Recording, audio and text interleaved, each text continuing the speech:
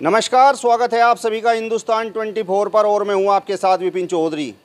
सरकार की अग्निपथ योजना को लेकर युवाओं में खासी नाराजगी दिखाई दे रही है। देश के अलग अलग हिस्सों से उग्र प्रदर्शन की भी खबरें आ रही हैं। अब इस योजना पर विपक्ष भी लगातार सवाल खड़े कर रहा है। इस विषय पर बातचीत करने के लिए आज हमारे साथ समाजवादी पार्टी के कद्दावर नेता गंगो विधानसभा प्रभारी चौधरी इंद्रसेन जी मौजूद हैं। चौधरी साहब, बहुत बहुत स्वागत करता हूं आपका हिंदुस्तान 24 पर। आपका भी बहुत बहुत स्वागत है विपिन जी। हिंदुस्तान 24 बेधड़क, वास्तव में आज बेधड़क न्यूज़ प्रसारित कर रहा है। मेरी बहुत बहुत शुभकामनाएं।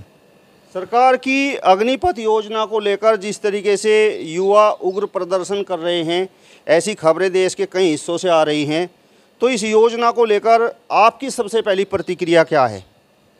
देखिए, जो योजना है, इस योजना के अंतर्गत युवा उग्र प्रदर्शन कर रहे हैं क्योंकि जो सिस्टम पहले था फौज में भर्ती का, उसके विपरीत है। अब ये बिल्कुल एक नया अग्निपथ इन्होंने किया कि अग्निवीर इसमें शामिल किए जाएंगे, 4 साल के लिए किए जाएंगे। तो स्वाभाविक बात है कि जो युवाओं की नाराज़गी है, सरकार को उस पर गंभीरता से, धैर्य से विचार करते हुए इस पर सोचना चाहिए। क्योंकि जो हमारे फौज के रिटायर्ड अफसर हैं, रक्षा विशेषज्ञ हैं, उन्होंने भी इस पे सवाल खड़े किए हैं। तो जब उन्होंने सवाल खड़े किए हैं तो इसमें कुछ तो है ही। और स्पष्ट सी बात है कि 4 साल में 1 साल तो ट्रेनिंग का ही चला जा। दूसरे जो 30% इन्होंने उस पर से काट रहे सैनिक के वेतन में से, वो किस लिए काट रहे? पूरा वेतन दो, उसमें ऐड करना तो दूसरा दो। 4 साल की बजाय पहले अक्सर 16 साल में रिटायरमेंट जो है सैनिक अपने आप ले लेता, तो इस उम्र को और बढ़ाना चाहिए। कम से कम 10 साल तो करना ही चाहिए। बचत क्या होगी? पेंशन की बचत होगी। लेकिन उस जो पेंशन है वो कितना भार है, उस भार में कुछ है वो सहन करे, कुछ वो सहन करे। तो जो रक्षा विशेषज्ञ हैं जिन्होंने इस पर सवाल उठाए, बेहतर तो वही बता सकते हैं, जानते हैं। युवाओं की बेरोजगारी, क्योंकि 17 से 21 साल की भर्ती है। अब 17 साल की उम्र में तो इंटरी पास करें, आगे फिर वो कहाँ जाएगा जॉब के लिए? आज के टाइम में तो MBA, जो BBA हैं और M.Tech हैं, B.Tech हैं, धक्के खाते फिर रहे सड़कों पर। बेरोजगारी का तो हाल ख़राब है। बहुत सारे जितनी भी गवर्नमेंट की जो विभाग हैं, जैसे रेलवे है, उनमें बहुत सारी चीज़ें प्राइवेटाइजेशन कर दिया गया, बेच दी गई। रोज़गार तो ख़त्म होता जा रहा है। तो कहाँ से रोज़गार देंगे ये? अब ये बता रहे भाई पैरामिलिट्री फोर्स है या होम मिनिस्ट्री है या दूसरी उसमें है, कहाँ से लेंगे? 25% इसमें वो लेंगे। तो जो तमाम योजनाएं है युवाओं से, और जो रक्षा विशेषज्ञ, जो पूर्व रक्षा विशेषज्ञ हैं, जो अच्छे हैं हर सभी क्षेत्र के, इसमें इनसे सबसे डिस्कशन करके ये निर्णय लेना चाहिए था। और मेरी मांग है कि सरकार इस पर पुनर्विचार करे।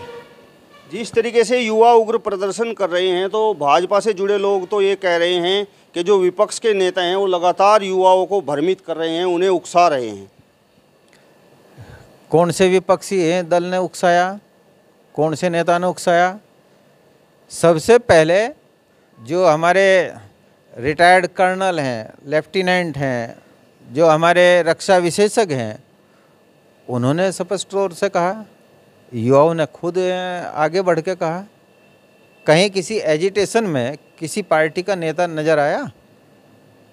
तो जब ये खामियां सारी की सारी देखी गई, तभी तो बताया गया कि पुनर्विचार करें। सरकार किस लिए है? सरकार तो इस देश के नागरिकों के लिए है, इस देश के लिए है।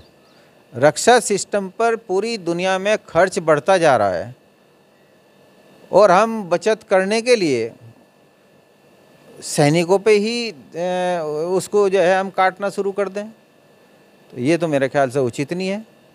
तो इस पर सरकार को पुनर्विचार करना चाहिए और 4 साल की जगह इसको 10 साल के करीब या आगे जितना भी जो सभी विशेषज्ञ हैं उनकी एक कमेटी बनाकर विचार करना चाहिए। और युवाओं को दृष्टिगत रखते हुए, उनकी बेरोजगारी को दृष्टिगत रखते हुए बड़ी मुश्किल में तो ये भर्ती आने लग रही, और इसमें भी कितने युवा चले जाएंगे, और फिर 25% उसमें जाएंगे सैनिकों के उसमें, तो वे जो 75% हैं वो क्या करेंगे? पहले ही सभी विभागों में सरकारी पद इतने रिक्त हैं, उनको भरे नहीं जा रहा, तो कहाँ से करेंगे ये? उनकी क्वालिफिकेशन, वो तो इंटर पास हैं और उनमें बहुत से में चाहिए हायर एजुकेशन, तो कैसे होगा तालमेल? पहले तो विपक्ष लगातार सरकार पर निशाना साधता था और कहता था कि युवाओं के लिए रोजगार नहीं है। आज अखिलेश यादव भी बयान दे रहे हैं, मायावती भी बयान दे रही है, अजीत जैन चौधरी भी बयान दे रहे हैं। तो अब सरकार रोजगार लेकर आई है, तो योजना पर सवाल क्यों है? देखिए, पहले जब सत्ता पक्ष विपक्ष हुआ करा था, बहुत पहले, यानी कि 80 के दशक या उससे पहले उसमें, तो जो विपक्ष के लोग अपने सवाल उठाया करते थे, तो सत्ता पक्ष खुशी से उन विचारों को उसमें समाहित किया करता था, संशोधन करा करता था। आज तो हठधर्मिता है।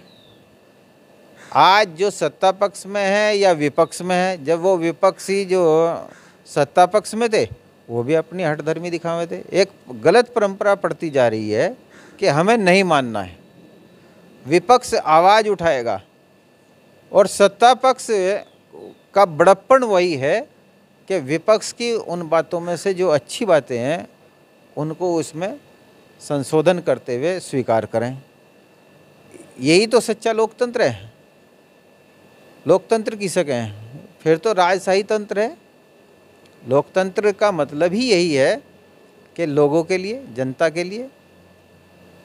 तो मेरी यही कहना है कि इस तरीके से आरोप प्रत्यारोप न करते हुए युवाओं के रोजगार के लिए, उनके भविष्य के लिए चिंतन करना चाहिए, चाहे वो सत्ता पक्ष है या विपक्ष है। राजनीति नहीं होनी चाहिए इसमें। सत्ता पक्ष से जुड़े लोग तो ये भी कह रहे हैं कि यदि सरकार रोजगार दे तो विपक्ष को तब दिक्कत, रोजगार न दे तब दिक्कत। पूरे के पूरे मामले पर विपक्ष राजनीति करने के मूड में आ गया है। एक बताइए, जब ये सत्ता पक्ष विपक्ष में था, क्या ये राजनीति नहीं कर रहा था? राजनीति तो करनी चाहिए, अच्छी बात है राजनीति करें, लेकिन यहाँ राजनीति कौन कर रहा है? राजनीति का मतलब है राज्य के लोगों के हितों के लिए नीतियाँ बनाना अच्छी। तो राजनीति तो होनी चाहिए, लेकिन राजनीति में जो गलत विचार आ रहे हैं उनसे दूर होना चाहिए।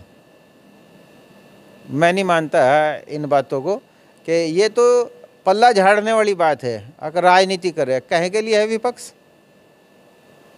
और किसके लिए है सत्ता पक्ष? फिर तो सवाल ही ना उठावे कोई भी। आखिर जब सवाल उठाएंगे, चर्चा होगी, बहस होगी, उस चर्चा बहस में से ही तो निकल कर आएगा। हमें अपने बच्चों के भविष्य के लिए सोचना, अपने देश के लिए सोचना। ऐसा तो नहीं है कि कोई अपने देश के बारे में चिंतित नहीं है। अग्निपथ योजना के बारे में तो आपने भी पढ़ा होगा, तो आपको क्या खामियां लगती हैं? मैंने अभी बताया आपसे कि जो खामियां हैं, जो रक्षा विशेषज्ञों ने, लेफ्टिनेंट हमारे जो रिटायर्ड हैं, कर्नल रिटायर्ड जो हैं, उन सब ने जो बातें रखी उन पर विचार करें, पुनर्विचार करें सत्ता पक्ष। जो खामियां हैं, जो युवाओं की मांग है, आखिर युवा आज से तो कर नहीं रहा है इसकी तैयारी फौज के लिए। जगह जगह गांवों में दौड़ लगा रहे, भाई आज खुलेगी भर्ती। वो तो पहले के आधार पे कर रहा है। तो ये 4 साल का और उसमें फिर ट्रेनिंग का जितना हिस्सा काट के फिर पैसे इतने, भाई अब के 30,000 मिलेंगे, फिर 40 वो मिलेंगे इतने, फिर इतने मिलेंगे, 30% उसमें से देंगे, 30% गवर्नमेंट अपने में से देगी। सैनिक का तो पहले ही काट लिया। तो बढ़ाना चाहिए। जो पहले सैनिक अपना जो 16 साल के बाद स्वेच्छा से रिटायर हो जाता, तो इसमें और उसमें तालमेल बैठाते हुए, सामंजस्य बैठाते उम्र पर पुनर्विचार करना चाहिए। 4 साल की बजाय जो है इसको आगे बढ़ाना चाहिए। सरकार से जुड़े लोग तो लगातार ये बात कह रहे हैं कि इस योजना के तहत ज़्यादा से ज़्यादा युवाओं को रोज़गार मिलेगा। 4 साल के बाद वो रोज़गार कहाँ जाएगा? 25% तो ये ले लेंगे और वो 75% कहाँ जाएगा? क्या गारंटी है कौन सी कंपनी वापस ले लेगी इनको भाई प्राइवेट सेक्टर में? कितने बच्चों की जो आगे नौकरी के लिए अप्लाई करेंगे उनकी एजुकेशन उसमें अलाउ कर पाएगी या नहीं कर पाएगी? देखने की तो बात ये भी है। चलिए चौधरी साहब, बहुत बहुत धन्यवाद आपका, आपने अपना कीमती समय हमें दिया। आपका भी बहुत बहुत धन्यवाद, और विशेष रूप से आपका ये धन्यवाद कि आप लगातार में हम देख रहे हैं कि भरी गर्मी में जब 44 डिग्री 45 डिग्री और खेतों के बीच में जाकर आप किसानों की भी आवाज़ उठा रहे हैं, आप मजलूमों की भी आवाज़ उठा रहे हैं, आप बेरोज़गार युवाओं के लिए भी आवाज़ उठा रहे हैं। हर फील्ड में जो करंट का है, आप धार्मिक रूप से भी लोगों को आपका चैनल जागरूक करने का काम कर रहा है, और मेरी बहुत बहुत शुभकामनाएं। और जो जिस तरीके से आपका चैनल गांव देहात में जाकर दूर दराज के इलाकों में अपनी महत्वपूर्ण भूमिका निभा रहा है, तो इस तरीके से यदि सभी चैनल काम करने लगे तो मेरे ख्याल से सरकार के लिए भी आसानी होगी कि इनके जरिए वो जो मूलभूत समस्याएं हैं उनको जान सके और उनका निदान कर सकें।